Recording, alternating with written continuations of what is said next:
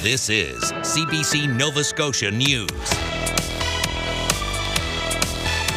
Out of control, the Lake George wildfire grows slightly as crews continue to battle the blaze. Marketing a maritime condiment. What it takes for a Nova Scotia company to get green tomato chow onto store shelves. And lights, camera, action. A festival in Parsboro celebrates Atlantic Canadian films. Another summer-like day across the province on Tuesday, but a front incoming will bring us back to reality later this week. Your full forecast is coming up. Good evening. The Lake George wildfire in Kings County is still burning out of control and is growing, albeit only slightly. The fire is now estimated at 288 hectares in size, up 3 more hectares from yesterday. The fire has grown consistently since it broke out just over a week ago. This weekend, more resources were brought in to help battle the flame and try and get it under control. So far, no homes have been damaged, but the wildfire has forced the evacuation of 350 homes and cottages. An update from the Kings County Emergency Coordination Centre says 205 evacuees have registered with the Canadian Red Cross. The municipality's mayor says he understands people are growing tired and curious, but he's urging people to stay out of the evacuation zone. Very dangerous for themselves to go in there. I know that some people are curious of what things look like, but they're putting themselves and our first responders in jeopardy. So please stay out of the evacuated areas. It's just not the place where you need to be. Officials say the ongoing hot, dry, and windy conditions continue to be a challenge as it brings fuel to the wildfire.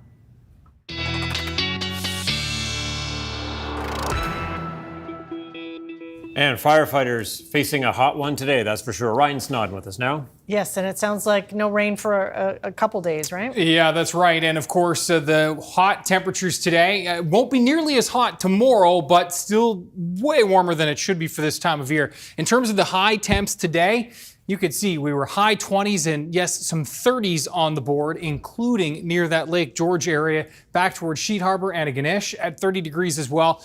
This is one of the warmest October days on record. In fact, 31.1 at Halifax back in 1930. That's kind of the bar. We had a 2-day event back in October of 1930 where many of the records were set.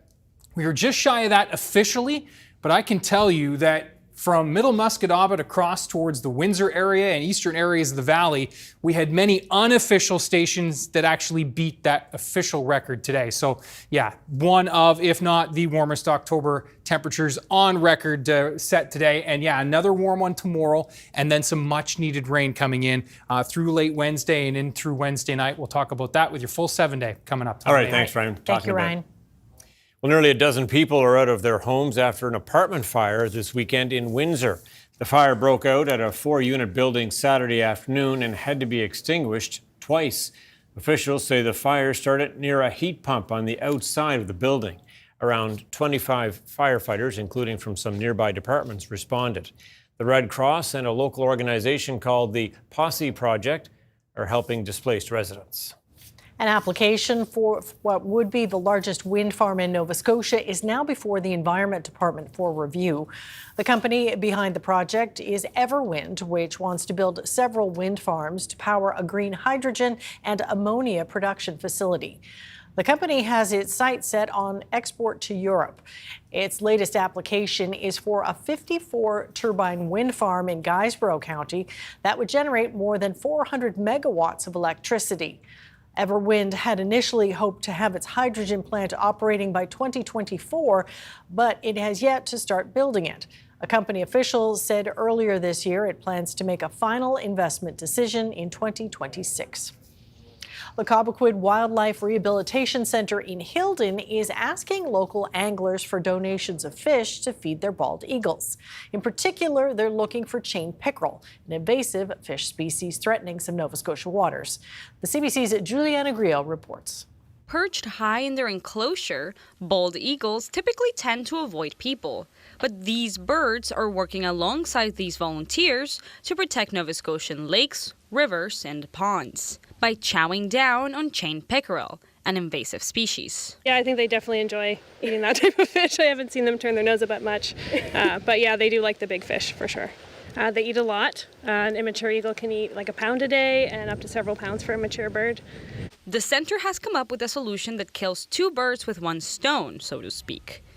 They are asking local fishermen to donate any chain pickerel they catch.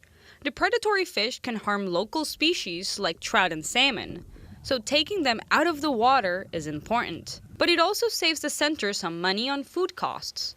For local anglers looking to donate their catch, volunteers say there are some things to keep in mind. If you're catching a lot of fish like an invasive species such as chain pickerel, we do ask that they're bagged in groups of about 8 to 10 pounds, so it's easy for our volunteers to move around. Once the fish are dropped off, the center needs to screen the food very diligently. That includes x-raying each individual fish. That's because most of the bald eagles at the center are recovering from lead poisoning. Rock says the amount of chain pickerel being donated varies week to week, but deliveries are consistent, and that has made a real difference. It costs a lot to feed these massive hungry birds. And we're looking at the overall care. One lead poisoned bald eagle for the first 2 months in care costs about $1,500 to care for by the time we account for medical expenses, feed, etc. So it can be astronomical, and we really do, as a registered Canadian charity, rely on these donations to make sure that everybody has what they need.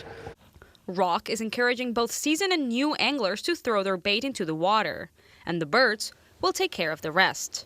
Juliana Grillo, CBC News, Heldon. A company near Windsor has gotten its green tomato chow into dozens of Sobeys locations. The CBC's Andrew Lamb visited the facility, making the traditional maritime condiment, to find out what it takes for a small business to get product onto grocery store shelves. This is green tomato chow, a traditional maritime condiment often served with fish cakes. But getting it onto grocery store shelves requires a lot of work at the Station Food Hub company and a lot of unripe tomatoes. We can't make enough green tomato chow for people who want to buy it, and we want to make more. We are going through just over 1,000 pounds of green tomatoes a week, and we can double that with our capacity here. Tran says they were asked by a food distributor to fill a big gap in the marketplace for the condiment, left after a main producer stopped making it. Now their version of green tomato chow is being sold at more than 60 Sobeys stores across the Maritimes. Green tomato chow is really important to the culinary history of Nova Scotia and the Maritimes as a whole. It comes from that Victory Garden era of home preserving and just making the best with what you have. So typically your grandmother would go out one last time, late September, early October, get the green tomatoes off the vine before the frost took them, and then they would get preserved.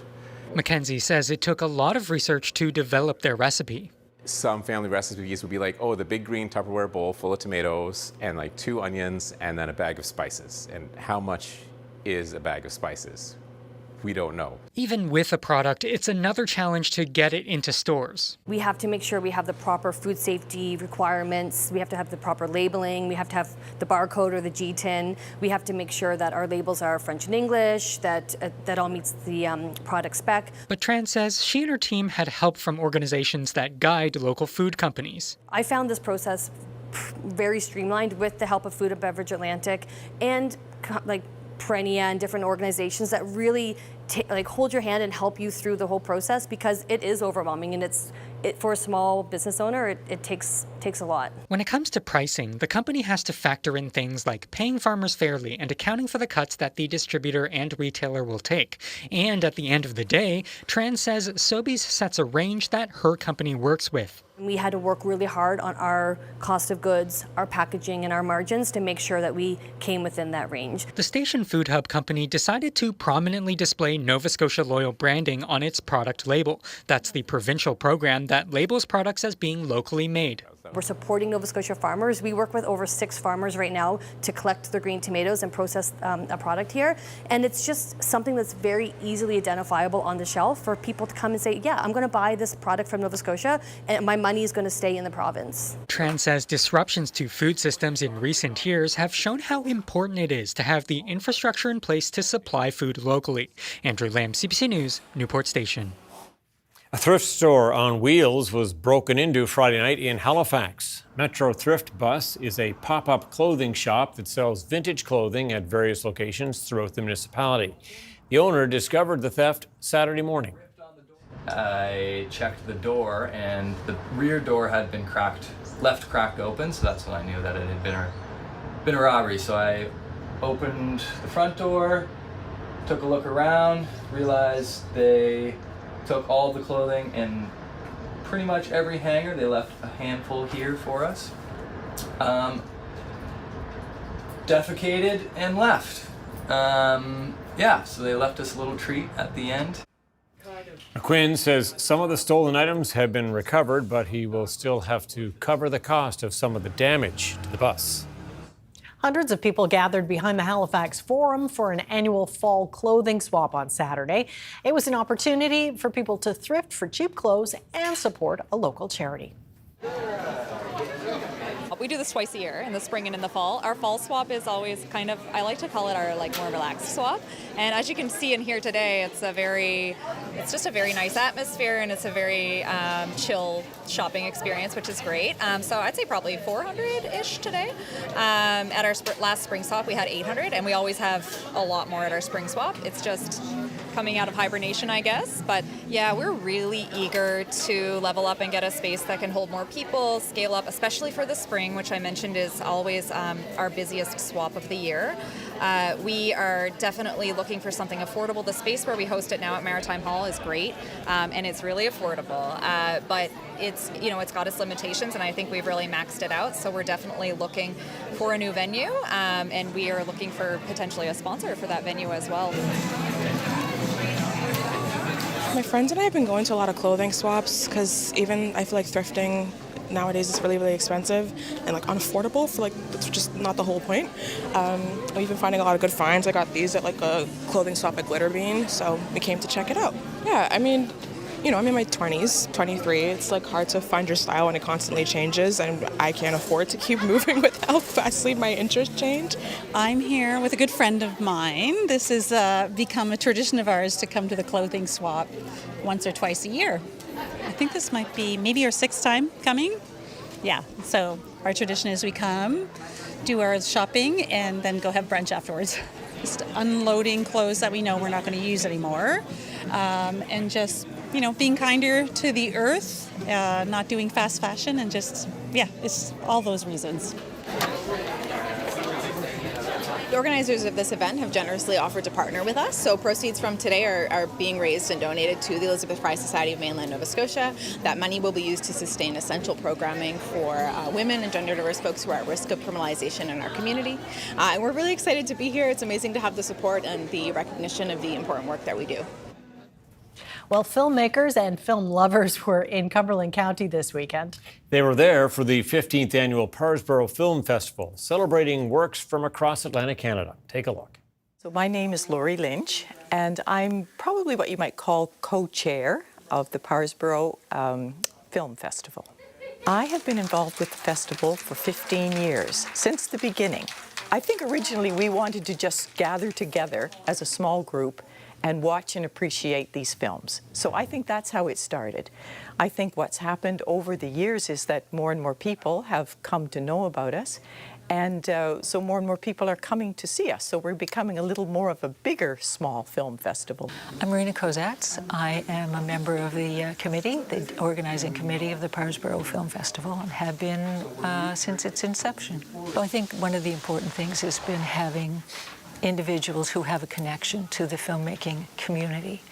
And so once we began to learn about films and filmmakers that were creating work in Nova Scotia, that sort of whet our appetite, and we reached out to people, and almost everyone wants to come. And if someone's able to come, they will. And it just creates such a wonderful ambiance with audience. They're seeing a film, they're meeting a filmmaker, they're hearing the story behind the film. They may meet a member of a production team or an actor. They will recognize locations, all the things that make filmmaking in Atlantic Canada something that is special and worthwhile and of tremendous interest. Isn't that beautiful? Loch 4 in Fall River. Ryan is up next with his full weather forecast.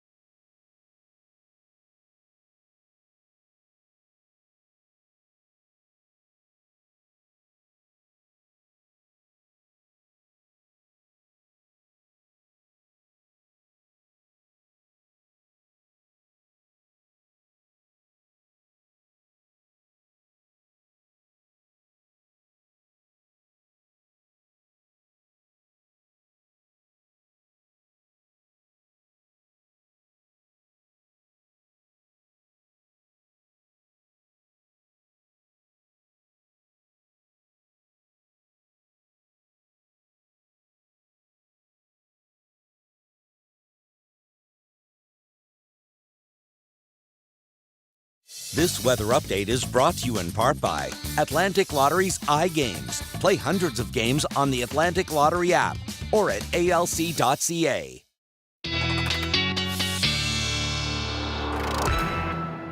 Your full weather forecast now, and if you're a fan of hot sunny days, well, they've made a return. You've got to think a lot of people who were off went to the beach, right? Yeah, for sure. I did get a couple of pictures from folks at the beach today saying, here's what it looks like. And if you didn't make it to the beach today, you know, borderline beach day again tomorrow with temperatures staying very, very warm.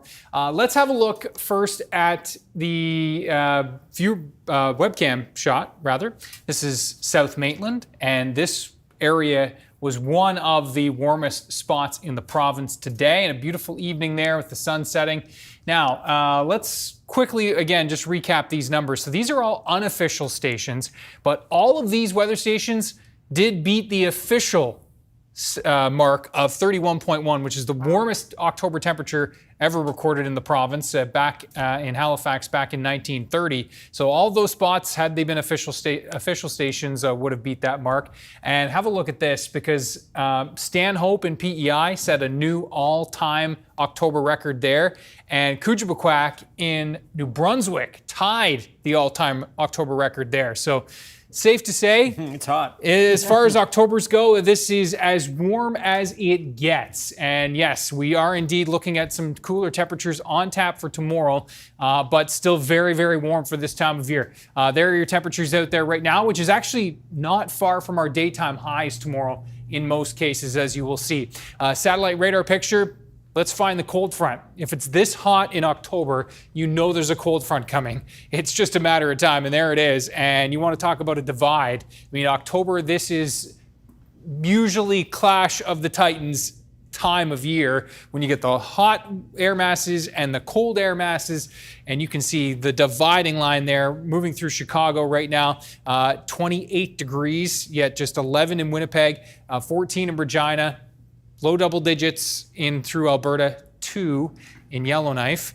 And yes, as we look at the outlook for tonight, this is going to be a summer-like night. Temperatures into the mid-teens, windows open kind of night. So let's at least enjoy that. As we look at the overnight temperatures and into tomorrow morning now, we are looking at some cloud in the mix, and I do think tomorrow will be a little bit on the cloudier side down through the Tri-County area. This model really throwing up some of that cloud covering, even a couple of maybe periods of drizzle, but that looks unlikely at this point for you folks in the Tri-County. But it will be brighter, certainly, towards eastern areas of the province for tomorrow. We'll be into the mid-20s across most of PEI. Victoria County likely up around 27, 28, and a bit of an onshore wind for Richmond County and Cape Breton County, with temperatures there closer to 20. Similar story for the Guysborough County and Eastern Shore region. Temperatures through the mid-20s in through the North Shore for tomorrow. Mid-20s in through central, onshore wind, Parsboro economy, and into Cobequid Bay, and then back into the west. Temperatures again into the mid-20s here. We'll be into the teens for the Tri-County area. So it does look like it's going to be another very nice summer day. Now, where's the rain? We need the rain, right? So the one thing we will see on Wednesday, and again, thinking about the fire situation at Lake George, so not good news, the winds are going to pick up. But the good news, this rain is going to come through Wednesday afternoon, Wednesday evening into the overnight. So that is going to be some much needed moisture coming through there. Note temperatures are going to be in the low 20s on Wednesday as that front does come through. Right now, looks like kind of a widespread 10 to 20 millimeters with some heavier pockets in there. We'll drill into that in more detail with tomorrow's forecast.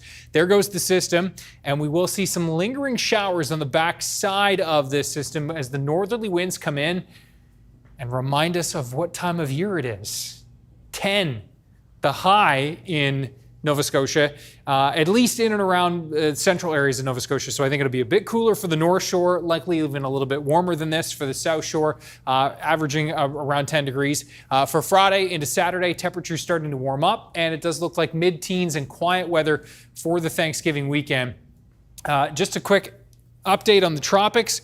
This system right here, 70% chance of development over the next 2 days, 80% over the next 7 days. So even though it's October, of course, the tropics keep rolling, and we'll keep you posted on that. We do appreciate it. Okay, thanks, Ryan. Thank you, Ryan. Thank you.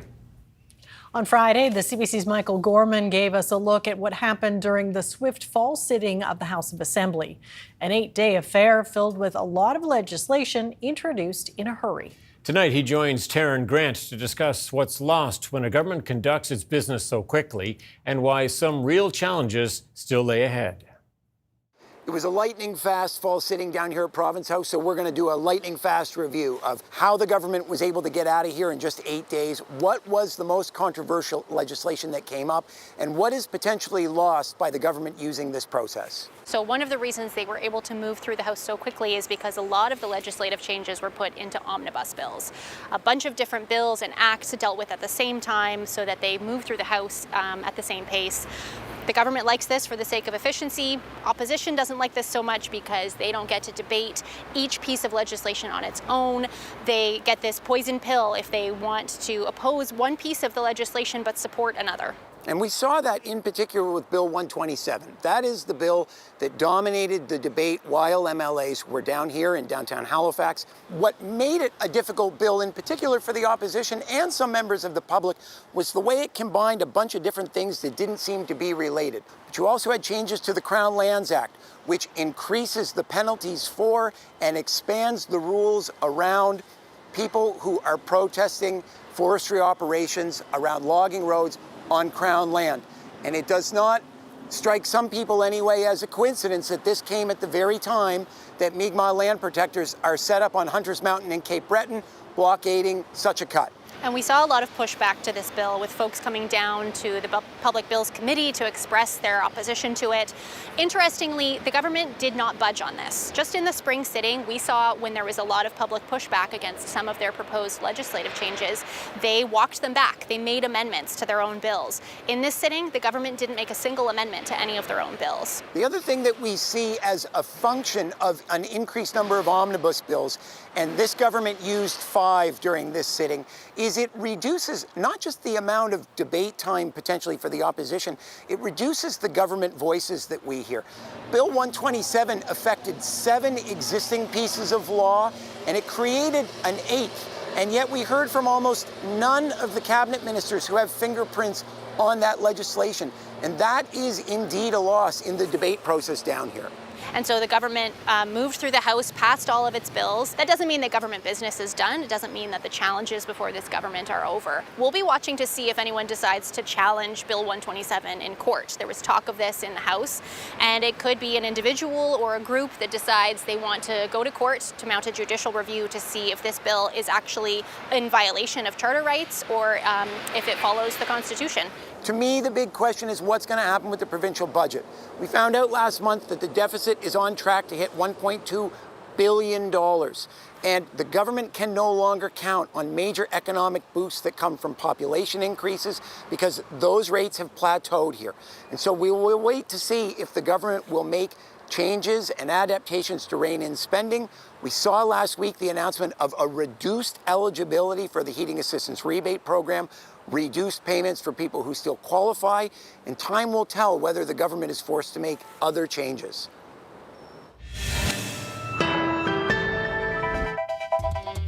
Coming up, as the Lake George wildfire burns out of control, officials are urging residents to take evacuation zones seriously.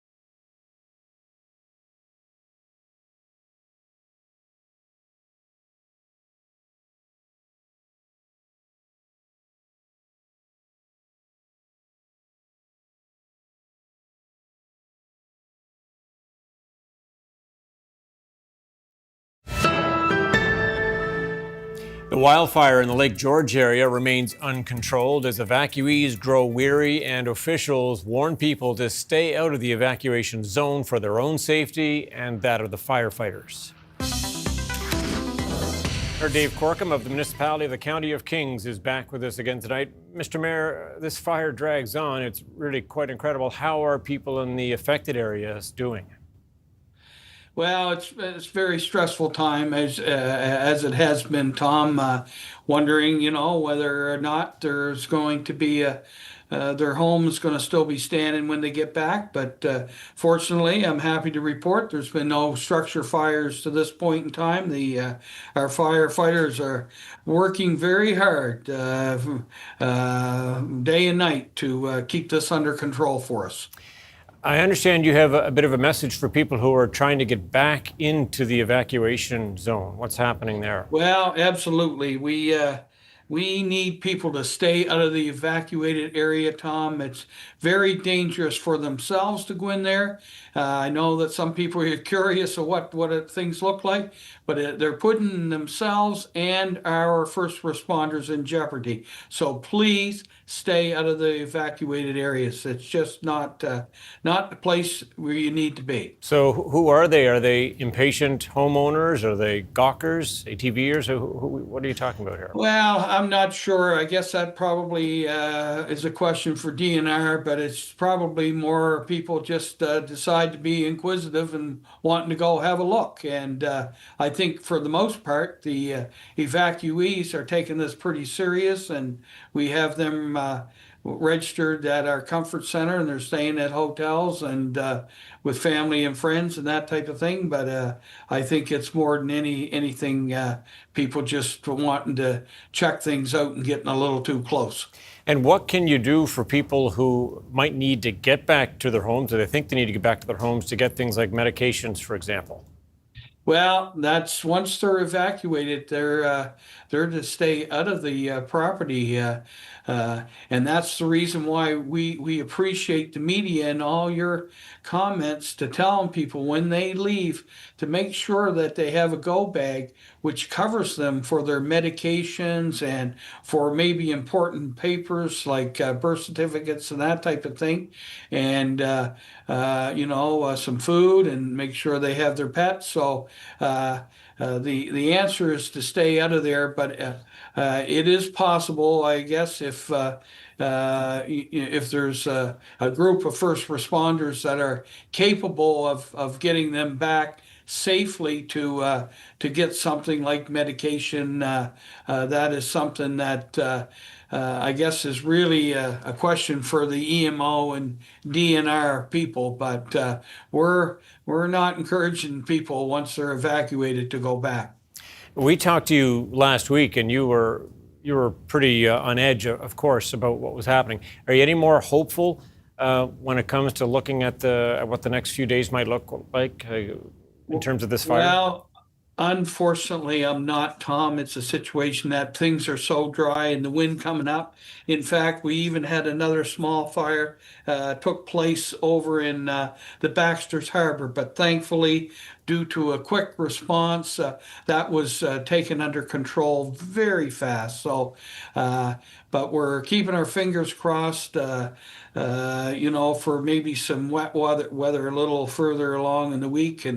But usually this time of year we have frost, but it's almost 90 out there today. I mean, it's crazy. So anyone looking to need to get back into the for medication or something, Tom, to your first question was they should contact the REMO hotline at 690-6112, and that's for special requests like feeling they have no choice but get back in. Okay, thanks for circling back to that. Just quickly before I let you go, can you comment a little bit on what kind of help your community has been receiving these last few days?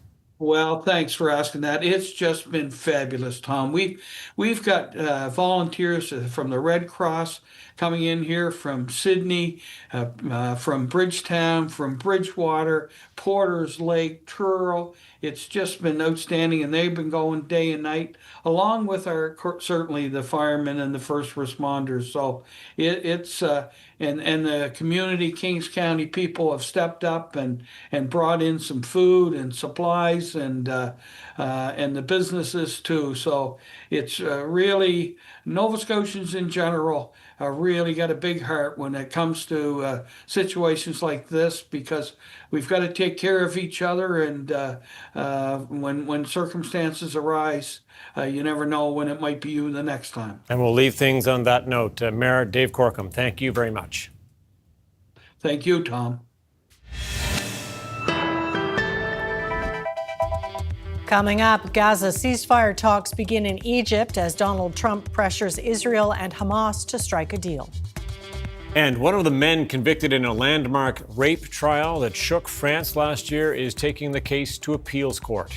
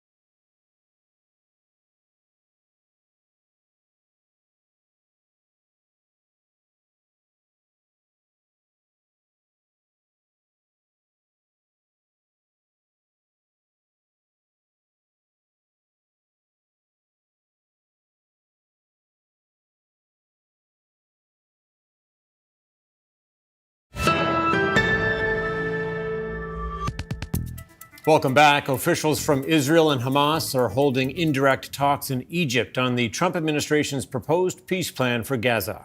Discussions are aimed at working out details for the first phase of it. The White House says it wants to advance a deal as quickly as possible. Sasha Petrovic has the latest from Jerusalem. Talks have started in the Egyptian resort of Sharm el-Sheikh. Mediators and negotiators have arrived. We have heard that Israel is not going to be sending its top negotiator for a few days, depending on what happens now.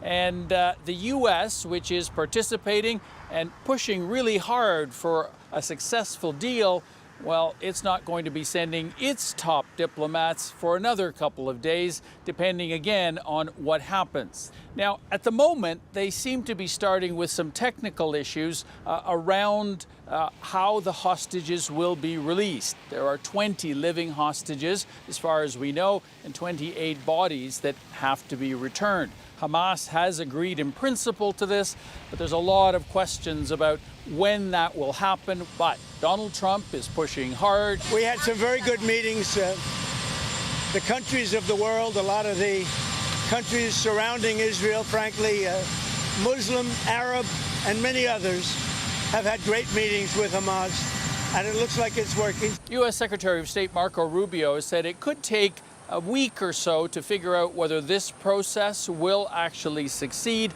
but that there is some urgency because all sides are motivated. Now, here in Israel, people are also watching this quite closely. They feel this is the moment. I really hope that all the leaders will make a push and that this war will end. I'm uncertain about our future. I'm cautiously optimistic. In the meantime, fighting is continuing in Gaza. Both the United States and Israel say that Israeli forces have calmed things down to some extent, that they are not pushing as hard. There aren't as many airstrikes, for instance, but Palestinians say they're not seeing much difference and that they're still waiting for some kind of ceasefire. Sasha Petrusik, CBC News, Jerusalem. It's been 2 years since the October 7th attack by Hamas killed 1,200 people in Israel. Kibbutz Beri, near the Gaza border, suffered the biggest loss of any single village that day. Paul Hunter paid a visit to the community to speak with survivors. At Kibbutz Beri, not far from the Gaza Strip, 2 years after the October 7th attacks, it remains a testament to the violence, horror, misery, and death on that day. With Israel's war on Hamas in Gaza ever since, it's a reminder to the world how the war began. International media invited into what's left of the kibbutz, the scars still in plain sight, effectively untouched. This kind of scene, bullet holes, everything is burnt, places were set afire, obviously. It's house after house after house after house. When the terrorists came inside our house, tried to bomb our door, I was in my house with my husband and my 3 kids. Just be careful. Mirigad Masika's family survived that day, but more than 100 of those who lived in the kibbutz were killed. 1 in 10 residents, more than 30 others kidnapped, grabbed from their homes, pushed into cars and taken to Gaza. When they didn't have enough room in the car, they just executed them. When alarms rang out that morning, families ran into barricaded safe rooms. In some, Hamas attackers forced their way in regardless, using rocket grenades, assault rifles, and hammers. I was sitting on the bed, and my wife, she was sitting on the floor with a blanket on her. And what are you thinking at that moment? That now it's my time to die. Ohad Ben Ami and his wife were both kidnapped that day. His wife released after 54 days. He was held for 491 days. Released, finally, just this past February. He showed us what's left of his place and told us his thoughts are always with those still being held, those whose fates now rest with the proposed U.S. peace deal. And I hope that all the 48 hostages will come back to their families. And our nation and their people will get the chance to recover. For the hostages, he says, for Israel, and for all those in Gaza not part of the attacks, now caught in the suffering, this war must end. Paul Hunter, CBC News at Kibbutz Beri. Gisèle Pellicot, the survivor of a shocking mass rape in southern France, is back in court. She's attending an appeal case by one of the 51 men convicted in the trial last year. Pellicot survived nearly a decade of sexual assaults involving dozens of men after she was drugged by her then husband. Julia Chapman reports. It's been nearly a year since 51 men were found guilty of sexual offences against Gisèle Pellicot in a case that shocked France and made global headlines. Her husband, Dominique, drugged her and brought men he met online to rape her while unconscious. Initially, 17 of the men lodged appeals against their convictions, but most of them dropped their cases, likely fearing they could end up with harsher sentences. One man, however, has persisted in protesting his innocence. 44-year-old married father Housametin Doan. He argues he didn't know Gisèle Pellicot was unconscious and non-consenting. During the original trial, Dominique Pellicot said every man he brought to rape his wife knew what the situation was. Gisèle Pellicot isn't obligated to attend court, but she has chosen to do so to see this saga through to its end. The appeal is expected to take 4 days, and Madame Pellicot will watch her now ex-husband testify, this time as a witness. It's likely to be the last time she appears in public. Since the highly publicized trial, French campaigners say awareness of sexual assault has grown, but they argue not enough material change has come about. A recent report found that while rape complaints in France have risen 3 times since 2016, convictions are extremely rare. Julia Chapman, CBC News, London. Donald Trump has announced a new 25% tariff on all heavy-duty and medium truck imports starting next month. The U.S. president says he's aiming to protect American truck makers from foreign competition. Mexico is the biggest exporter of both of those types of vehicles to the U.S. Under CUSMA, the trucks move tariff-free if 64% of its value originates in North America. Prime Minister Mark Carney is flying to Washington for a meeting with Donald Trump. The U.S. president's policies and tariffs have been causing economic uncertainty and job losses across Canada. Many provincial leaders are hoping this visit will help ease some of those trade tensions. The CBC's Evan Dyer reports. Surely, after promising to negotiate a win, to have a deal by July the 21st, the Prime Minister's not flying all the way to Washington, D.C. just to have lunch. The opposition raised the pressure on Carney to bring solid results back from Washington, with Pierre Poilievre delivering a letter demanding no more losing.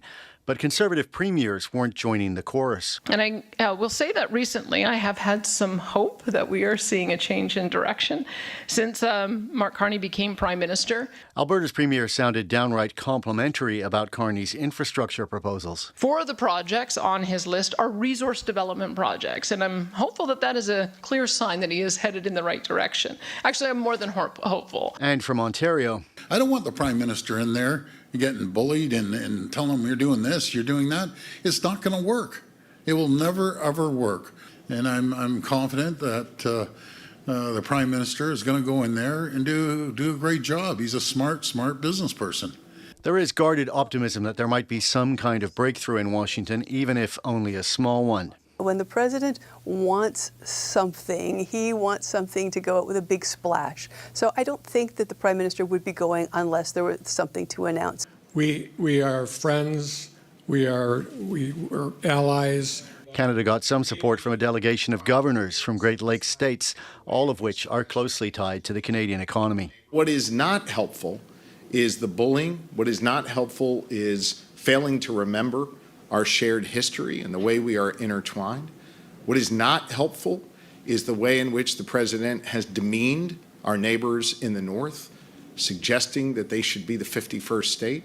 I respect Canadian sovereignty, and I hope that tomorrow, when this meeting occurs in the White House, respect will rule the day.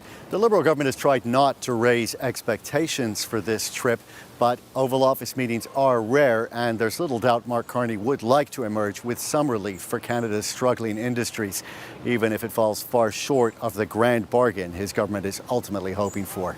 Evan Dyer, CBC News, Ottawa.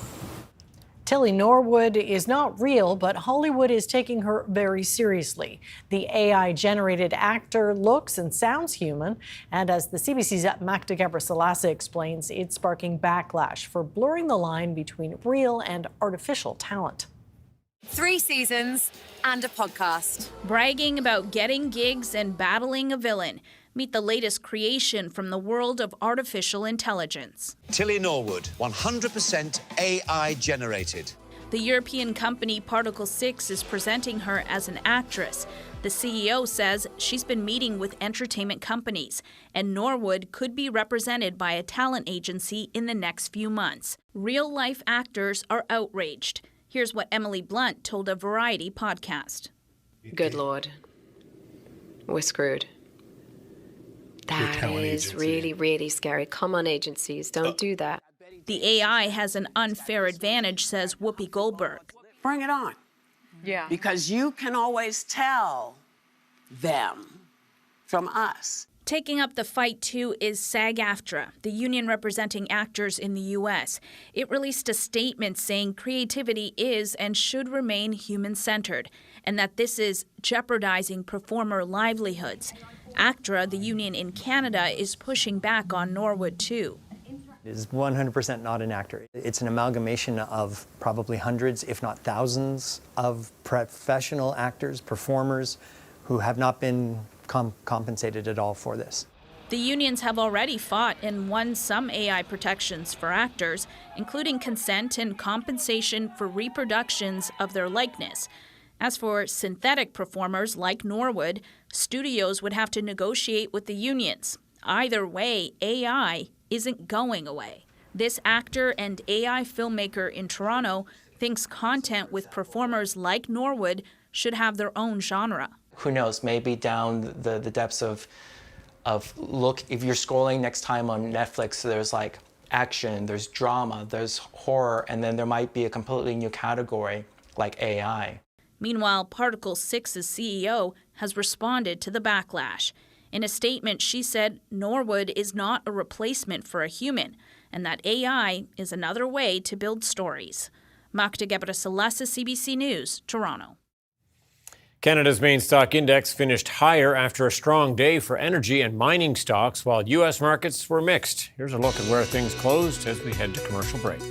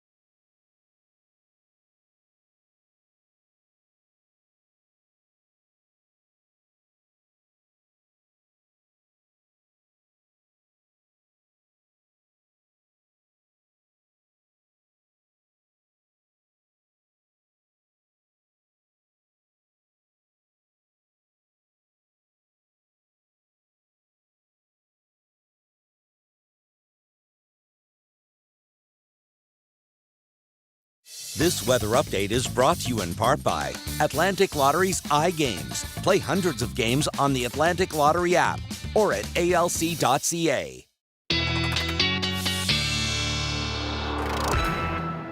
Well, on this day, it could be a beach picture or it could be a picture of leaves. Either would be appropriate in Nova Scotia. I know, it feels like summer, but it is fall. There were a few very tempting beach pictures in the inbox today to go to those, but I thought the leaves are just so fleeting, right? Sure, so let's go to those while we've got them coming in the inbox. And so that's where we're going to the LaHave River, just outside of Bridgewater. How about this? That's nice. They're popping, aren't they? Pat McLeod, yeah, terrific. I was back and forth to Truro this weekend and just, driving up that 102 stretch. It is just popping so nicely right now. So, yeah, great time for leaf viewing and another great day for doing that tomorrow. We got those southwest winds coming in, keeping temperatures warm for tomorrow. And that is going to be the case as we move right into Wednesday as well, until this front comes through. Wednesday afternoon, we're going to start to see some showers, and then the periods of rain Wednesday evening and into the overnight. Now, mentioned earlier, but I'll repeat it again. It looks like this will bring us kind of a widespread 10 to 20 millimeters of rain, but the Canadian model in particular, a little heavier on those amounts, so hopeful that it will be on the high end of that. Really, the biggest hindrance is the speed of the front, right? It's moving through pretty quickly because we're done by Thursday morning. So really, it's kind of a late Wednesday and Wednesday night shot here. And then that area of high pressure is starting to move in, but still some lingering showers on Thursday. Temperatures on Tuesday into the mid-20s, as we said. Likely some 26, 27 degree temperatures on the board. I think we're done with the 30s. And then as you can see for Wednesday, we're talking about temperatures in the low 20s with a chance for some showers through the early part of the day, and then that rain comes in. There's Thursday. Hello. Reality. Yeah, wake up. Yeah. Back to the mid-teens for Thanksgiving weekend. All right. Okay, thanks, Ryan. Well, most patients stay awake for their CT scan, but that's not an option when it's for a silverback gorilla. Kibbutz is the biggest ape at the London Zoo. Vets recently did a scan for the 21-year-old Western lowland gorilla, apparently having stomach problems. The silverback, weighing nearly 180 kilos, required a 44-foot truck to be transported from the zoo. His scan has come out all clear, showing no cause for concern. Kibbutz is now back with his family group as the zoo staff continue to monitor him. All right, Good looking news. after his health. That's it for us tonight. Thanks so much for watching. We'll see you next time. Good night. Good night.